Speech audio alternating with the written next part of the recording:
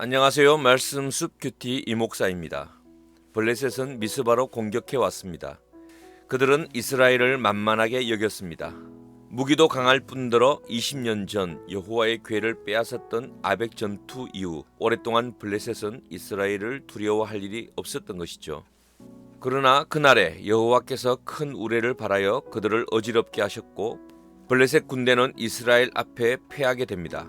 10절 어지럽게 하시니라는 말씀은 히브리어 하맘, 혼란케 하다, 공황 상태에 빠뜨리다, 멸망케 하다라는 뜻이 있습니다.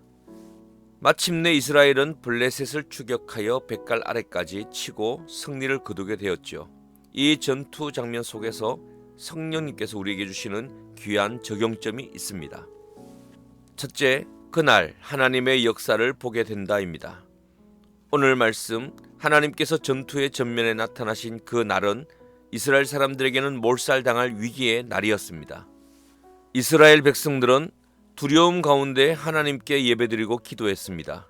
하나님께서 역사하시기 전까지 그 날은 이스라엘 사람들에겐 절망의 날이었고 두려움의 날이었죠. 그들은 블레셋을 이길 힘도 용기도 없었습니다.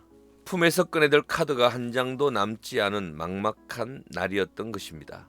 그러나 하나님께서 나타나시자 그 날은 기쁨의 함성이 울려 퍼지는 승리의 날로 바뀌었습니다. 그들을 공포에 떨게 했던 블레셋 군대는 쫓겨 도망치고 말았던 것이죠. 우리에게도 그 날이 찾아올 때가 있습니다. 낙심과 두려움, 절망과 막막함으로 이마에 흐르는 식은땀을 닦아야 하는 날이죠. 병원에서 큰 병의 진단을 받아 앞이 캄캄한 날일 수도 있고 일을 하다가 경제적으로 갑자기 큰 피해를 당했을 수도 있습니다. 가정이 깨질 위기가 찾아왔거나 자녀들로 인해 가슴이 답답해지는 날일 수도 있죠. 저도 몇 년 전 제 딸이 부산에서 가장 큰 병원에서도 고칠 수 없는 병이니 서울로 가보라는 진단을 받았었습니다. 얼마나 막막했는지 온몸에 식은땀이 나고 엘리베이터 버튼을 잘못 누를 정도로 당황했었죠. 별별 생각들이 본물 터지듯 밀려 들어왔습니다. 우리 인생의 적군처럼 찾아오는 그 날입니다. 그러나 오늘 말씀에 의하면 바로 그때 하나님께서 임하셨습니다. 하나님은 순식간에 블레셋을 혼란에 빠뜨리셨고 패하게 하셨습니다. 우리의 그 날에 하나님의 손이 임하면 그 날은 하나님의 날로 변하게 되는 것이죠. 둘째, 하나님은 큰 우레로 일하셨다입니다. 하나님은 큰 우레로 이스라엘을 구원하셨습니다. 우리는 성경 곳곳에서 하나님께서 우레나 지진을 통해 역사하시는 모습을 봅니다. 큰 우레는 무슨 의미일까요? 그것은 오직 하나님만 하실 수 있는 방법이라는 뜻입니다. 인간의 전략이나 계획으로는 절대 불가능한 것이죠. 이스라엘은 의심할 여지 없이 하나님의 도우심이라 확신합니다. 그곳에는 자신들의 공로나 계획은 조금도 섞일 여지가 없습니다. 오직 은혜일 뿐이죠.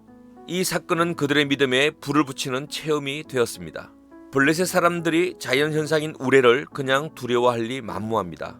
큰 우레 속에는 블레셋 사람들이 공황 상태에 빠질 만큼 놀라운 하나님의 초자연적인 손길이 있었다는 뜻이죠. 일반 자연 현상도 하나님의 손에 붙들리면 초자연적인 능력이 되는 것입니다.